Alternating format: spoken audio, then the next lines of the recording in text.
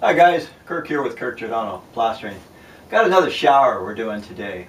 Generally, I'm working outside doing plaster or stucco, but I was on the job site already. We're doing a little bit of work, and fella was showing me what he did.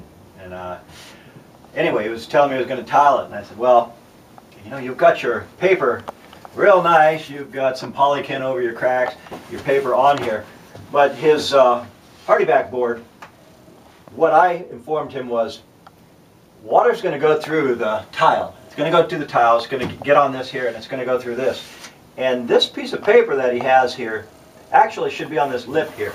There's a lip right here. Okay, this is your typical bathtub. It comes up and it has a lip right here. So what we did was we unscrewed a couple of these sheets already, and we're going to pull this one off also. And what I did was I have some grease membrane with me. Once I pull this guy off here, we're going to put the grease membrane on top of this lip and go under. We're getting rid of the Howdy backer board right now. We're going to put this on first, and then we're going to repaper over this. That way, when the water does go through the tile, it lands harmlessly in the tub instead of in back of here where it would, the way he's got this set up, and it'll rot out the studs. It'll take about 10 years, but it will rot out the studs. So fortunately, we caught this before any damage was done. I'm going to show you just real quick of what I'm going to do. I'm going to go ahead and take a rag. I'm going to use some thinner or denatured alcohol and clean all this grit off. That way this membrane adheres thoroughly. So when we get to that stage, I'll show you that.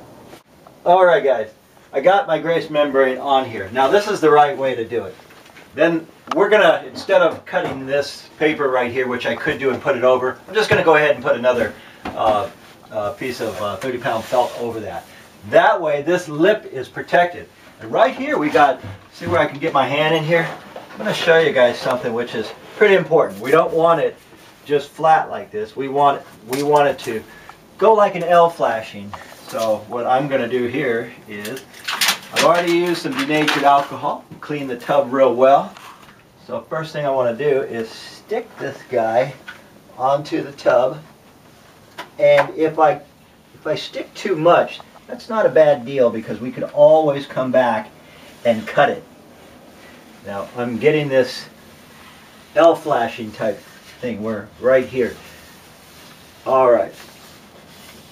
Now this is pretty important.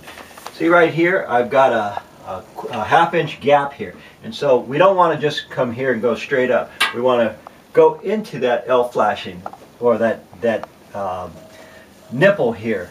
So that's done, and I gave myself a little extra right here. I can take a knife, a utility knife, and cut that after we put the Howdy board back.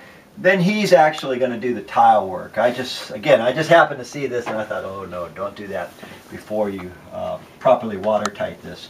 So my next thing is I'm going to go ahead and put another bit of this grease membrane on all the corners. Of course, corners sometimes have a tendency to leak. Then we're just going to repaper over this paper and on top of here. Now that is watertight. It only takes a few minutes to do. And again, this is, I just happened to be here, so I thought we'd point this out.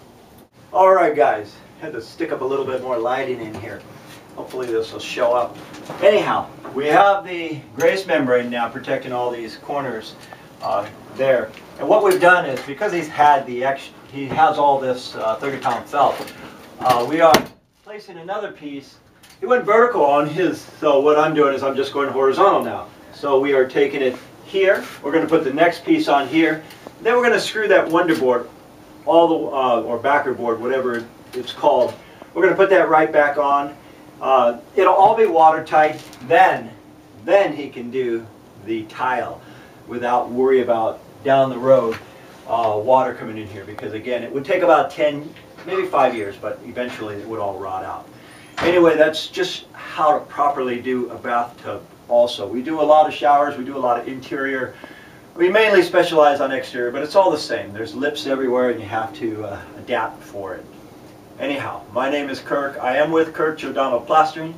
Thank you folks for watching. Hopefully you guys don't make this mistake. I've seen it done about 15 times.